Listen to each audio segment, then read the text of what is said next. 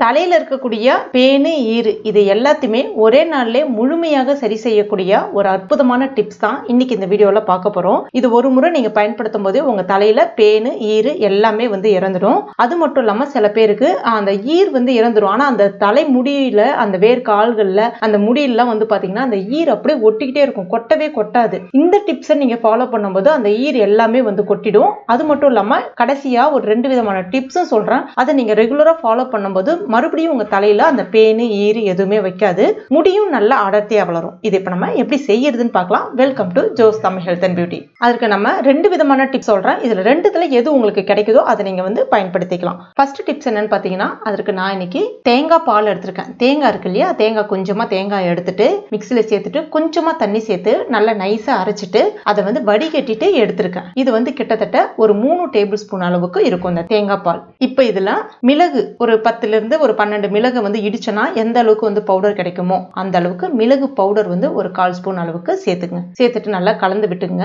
இது அப்படியே ஒரு 5 நிமிஷத்துக்கு அப்படியே இருக்கட்டும். அதுக்கப்புறமா கொஞ்சம் கொஞ்சமா எடுத்து முடியோட வேர் கால்கள்ல நல்லா படுற மாதிரி தடவிடுங்க. அப்புறம் முடி முழுவதுமே தாராளமா தடவலாம். இதுல நம்ம தேங்காய் பால் பயன்படுத்திருக்கோம். தேங்காய் தலைமுடியோட வளர்ச்சிக்கு நல்லது, முடியை நல்லா ஷைனிங்கா வச்சிருக்கோம். அது மட்டும் இல்லாம இதுல நம்ம மிளகு சேர்த்திருக்கோம். முக்கியமா மிளகு தலையில இருக்கக்கூடிய அந்த பேனு பொடுகு ஈறு இது எல்லாத்தையுமே ஒரே நாள்ல இறக்க செய்திடும். அது மட்டும் இல்லாம மிளகை நம்ம பயன்படுத்தும் போது முடியோட வேர் கால்கள்ல நல்ல ஒரு ரத்த ஓட்டத்தை அதிகரிக்க செய்யும். உங்களுக்கு முடி உதிர்வு இருந்தாலும் முடி உதிர்வும் கம்ப்ளீட்டா நின்னுடும். அதுக்கு அடுத்ததான் இதை நீங்க தலை முழுவதும் அப்ளை பண்ணிட்டு ஒரு 30 நிமிஷம் விட்டுட்டு அதுக்கப்புறமா நீங்க மைல்டான ஷாம்பு பயன்படுத்தி தலைக்கு குளிச்சிடலாம். இது தலைக்கு குளிச்சதுக்கு அப்புறமா நீங்க தலையை காய வச்சுட்டு தலையை நல்லா சீவிடுங்க. சீவும் பொழுது உங்களுக்கு அந்த ஈரெல்லாம் இருந்துச்சுன்னா கொட்டிடும். முடிஞ்சா டவல் பயன்படுத்தி, ஆக்சுவலா ரெகுலரா பண்ணக்கூடாது, இந்த மாதிரி ஈரெல்லாம் கொட்டணும் அப்படின்னா டவலை பயன்படுத்தி முடியை லைட்டா அடிப்பாங்க இல்லையா, அந்த மாதிரி உதறி விட்டீங்க அப்படின்னா உங்களுக்கு அந்த ஈறு பேன் இருந்துச்சுன்னா கொட்டிடும். அதுக்கு அடுத்த டிப் என்னன்னு பார்க்கலாம். அதுக்கு ஒரு மிக்ஸி ஜார் ஒன்று எடுத்துங்க. ஒரு கைப்பிடி அளவுக்கு ஃப்ரெஷ்ஷான வேப்பிலை இலைகள் சேர்த்துக்குங்க. கூடவே ஒரு 10ல இருந்து 12 மிளகும் சேர்த்துக்குங்க. இப்ப இதுல கொஞ்சமா தண்ணி சேர்த்துட்டு நல்லா நைஸா அரைச்சு எடுத்துக்குங்க.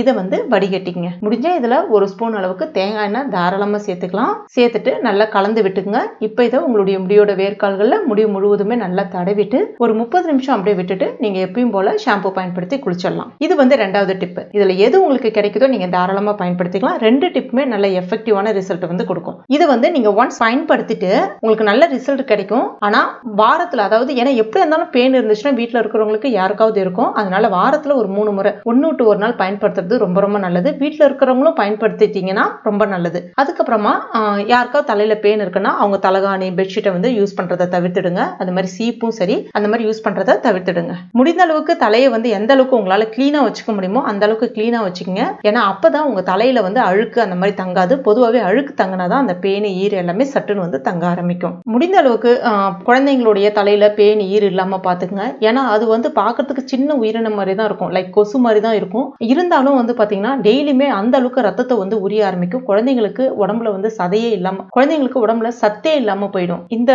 சத்தே இல்லாம போயிடும். அதனால இந்த டிப்ஸை கண்டிப்பா நீங்க குழந்தைங்களுக்கு ட்ரை பண்ணலாம். தேங்காய் பால் டிப்ஸ் ரொம்ப ரொம்ப எஃபெக்டிவா இருக்கும். நான் ட்ரை பண்ணிருக்கேன். அருமையான ரிசல்ட்டை கொடுக்கும். அது ட்ரை பண்ணிட்டு மறக்காம எனக்கு கமெண்ட் பண்ணுங்க. இந்த வீடியோ பிடிச்சிருந்தா லைக் பண்ணுங்க. உங்க நண்பர்கள் மற்றும் ஃபேமிலி மெம்பர்ஸ் கூட மறக்காம ஷேர் பண்ணுங்க. மேலும் இது போன்ற பயனுள்ள குறிப்புகளுக்கு நம்ம சேனலை இது வரைக்கும் நீங்க சப்ஸ்கிரைப் பண்ணாத நண்பர்கள் உடனே சப்ஸ்கிரைப் பண்ணீங்க. கூடவே மறக்காம அந்த பெல் நோட்டிஃபிகேஷன் சிம்பிளை பிரஸ் பண்ணீங்க. தேங்க்யூ.